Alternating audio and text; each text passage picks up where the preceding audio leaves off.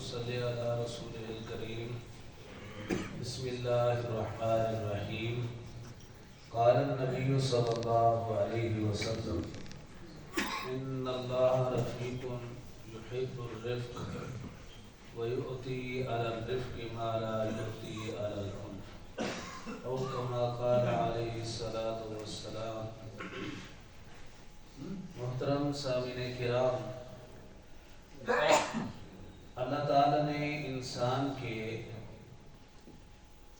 گناہوں کو معاف کرنے کے بہت سارے ہیلے اور بہانے بنائے ہیں،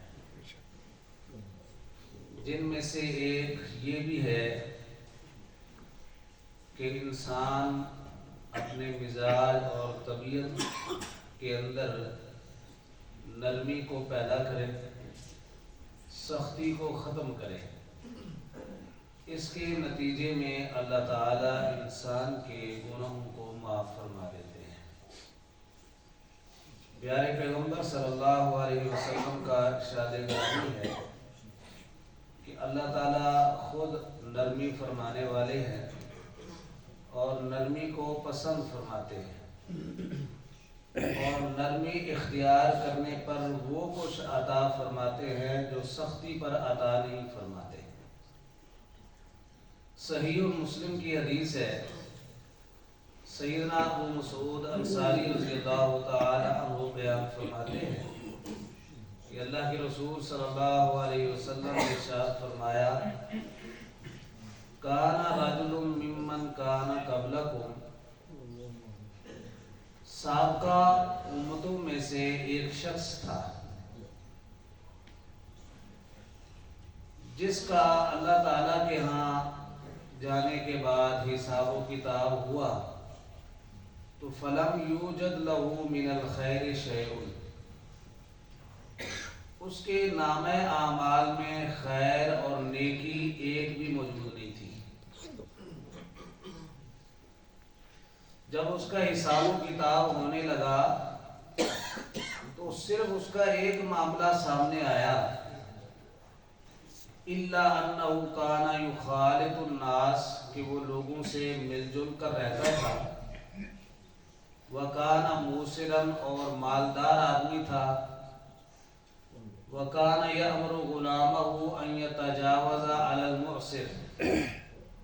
مالدار ہونے کے ساتھ ساتھ وہ تجارت پیشہ آدمی تھا۔ تو تجارت پیشہ آدمی ظاہر ہے کئی لوگوں سے اس نے قرض لینا ہوتا ہے، پیسے لینے ہوتے ہیں، حقوق لینے ہوتے ہیں۔ وہ اپنے غلام اور خادم کو جب بھی لوگوں سے قرض کا تقاضا کرنے کے لیے بھیجتا تو اس کو باقاعدہ یہ پابندی لگا کر بھیجتا تھا کہ بھائی جو قرض دینے کے پوزیشن میں نہیں ہے اس سے درگزر کرنا ہے، اس کو معاف کر دینا ہے۔ ایک تو ہے نا کہ اس کو مہلت دینی ہے، وقت دینا ہے، یہ نہیں کہا کہ مطلقاً اسے قرض جو ہے وہ معاف کر دینا ہے۔ اب اس کا حساب و کتاب ہو رہا ہے اور اس کے حساب کتاب کے وقت یہ معاملہ جب سامنے آیا تو قال اللہ تعالی، اللہ تعالیٰ نے فرمایا، فَنَحْنُ أَحَقُّ مِنْهُ، ہم اپنے اس بندے سے زیادہ حقدار ہیں۔ کس بات کے؟ کہ فَنَتَجَاوَزُ عَنْهُ، یہ بندہ ہو کر میرے بندوں سے درگزر کرتا رہا ہے، میں اس کے اس عمل اور اس نیکی کے نتیجے میں اس سے درگزر کرنے کا زیادہ حق رکھتا ہوں۔ تو اللہ تعالیٰ نے اپنے اس بندے کو معاف کر دیا۔ صحیح البخاری کی حدیث کے جو الفاظ ہیں نا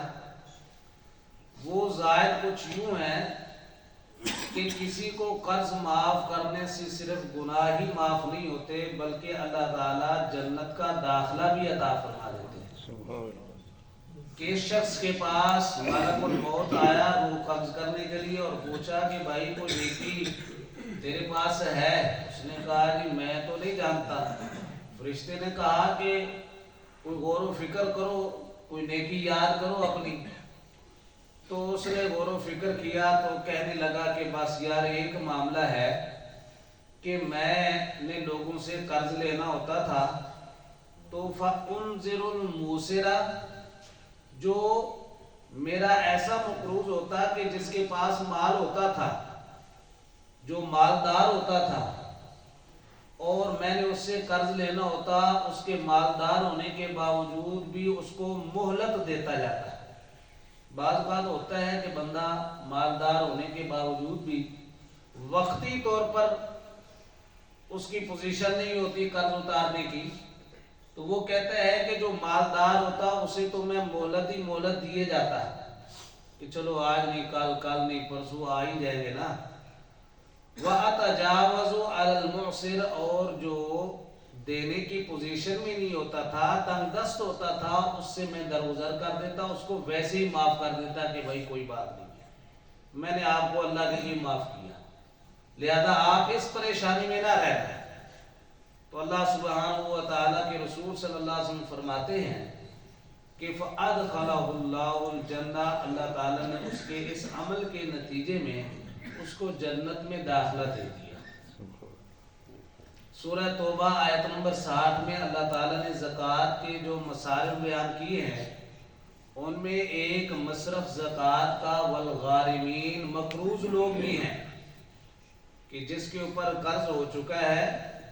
وہ زکوٰۃ لینے کا حقدار ہے، اس کو زکوٰۃ دینی چاہیے۔ اگر آپ کا کوئی ایسا تعلق دار، رشتہ دار اور کاروباری انداز میں کوئی ساتھی ایسا ہے جس سے آپ نے قرض لینا ہے اور آپ نے زکوٰۃ بھی ادا کرنی ہے، تو قرض کی مد میں آپ اپنی زکوٰۃ جو اس سے لینی ہے وہ قرض اس کو معاف کر دیں، یا آپ نے تو اس سے قرض نہیں لینا، کئی اور لوگوں کا اس نے قرض چکانا ہے اور ادا کرنا ہے، تو آپ اپنی زکوٰۃ اس کو دے دیں تاکہ وہ اپنا قرض جو ہے وہ ادا کرنے کے قابل ہو جائے، کیونکہ قرآنی نص موجود ہے کہ مقروض کو زکوٰۃ لگ سکتی ہے۔ اللہ سبحانہ و تعالی ہمیں عمل کی توفیق عطا فرمائے اور اس کے بدلے اور نتیجے میں ہمارے صغیرہ کبیرہ گناہوں کو معاف فرما کر جنت کا داخلہ ہمیں عطا فرمائے۔ آمین و ما علیہ۔